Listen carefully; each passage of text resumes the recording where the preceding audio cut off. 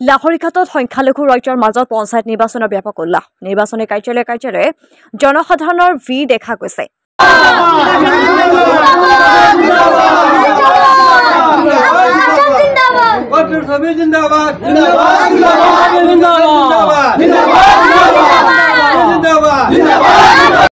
মৰিগাঁও লাহৰীঘাটৰ নগাপন্থা পঞ্চায়তৰ ব্যাপক নিৰ্বাচনী প্ৰচাৰ সংখ্যালঘু ৰাজ্যৰ মাজত পঞ্চায়ত নিৰ্বাচনৰ ব্যাপক উল্লাস নিৰ্বাচনী কাৰ্যালয়ে বাঢ়িছে জনসাধাৰণৰ ভিৰ। মৰিগাঁও লাহৰীঘাটৰ নগাপন্থা পঞ্চায়তত ব্যাপক নিৰ্বাচনী প্ৰচাৰ সংখ্যালঘু ৰাজ্যৰ মাজত পঞ্চায়ত নিৰ্বাচনৰ প্ৰচাৰ নগাপন্থা পঞ্চায়তৰ ৬ নং ৱাৰ্ডৰ আবুল কাছেমৰ পুনৰবাৰ জনাইছো লাহৰীঘাটত সংখ্যালঘু ৰাজ্যৰ মাজত পঞ্চায়ত নিৰ্বাচনৰ ব্যাপক উল্লাস নিৰ্বাচনী প্ৰচাৰ কাৰ্যালয়ে নিৰ্বাচনী কাৰ্যালয়ে জনসাধাৰণৰ ভিৰ দেখা গৈছে।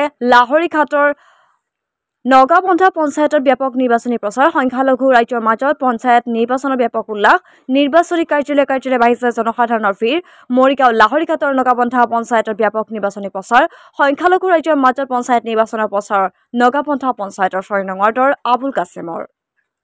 নিউজ ডেস্ক মৰিগাঁও বাতৰি। দেখি আছো যেনেকুৱা জনমতত দেখা গৈ আছে যে বহুত ভোটত পাছ কৰিব বুলি আশা কৰা যায়। তেওঁ এনেই ভালেই আশা কৰোঁ মোটামুটি।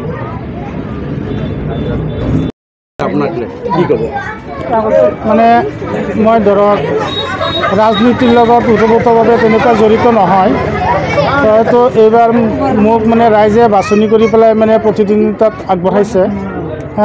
সেইকাৰণে ৰাইজক মই মানে অশেষ ধন্যবাদ জনাইছোঁ। কিমান ভোটাৰ আছে মোৰ ৱাৰ্ডত আপোনাৰ 1506টা ভোট আছে। 1506টা ভোটত আপোনাৰ বিপুল সমৰ্থন জনাইছে মোক। আপোনাৰ মূল প্ৰতিদ্বন্দ্বী কোন হ'ব পাৰে? মোৰ প্ৰতিদ্বন্দ্বী মই তেনেকুৱাকৈ নাভাবোঁ যে কোনোবা মোৰ প্ৰতিদ্বন্দ্বী হ'ব, তেনেকৈ জোৰকৈ প্ৰতিদ্বন্দ্বী হ'ব তেনেকুৱাকৈ মই নাভাবোঁ। তথাপিও মই 2-এজন মোতকৈ বহুত ডাঙৰ থাকিব ডাঙৰ থাকিব বুলি মই ভাবিছোঁ। কিমান ভোটত জয়ী হৈ আহিব?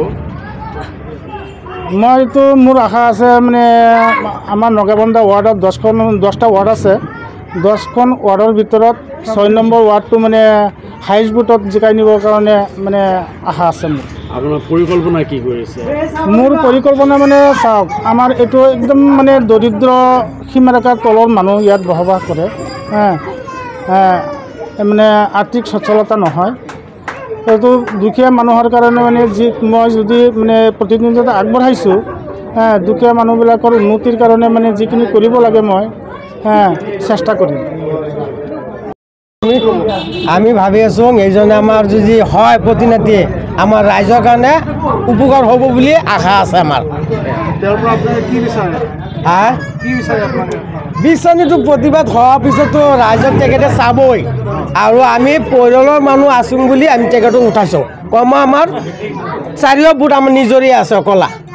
আমি 10টা ৱাৰ্ডৰ পৰা তেখেতক আমি কমচে কম 300টা ভোটৰ পৰা আমি জিকাই আনিম, বেছি ৰাইজৰ পৰা 10টা ৱাৰ্ডৰ পৰা জিকাই লৈ আহিম মই।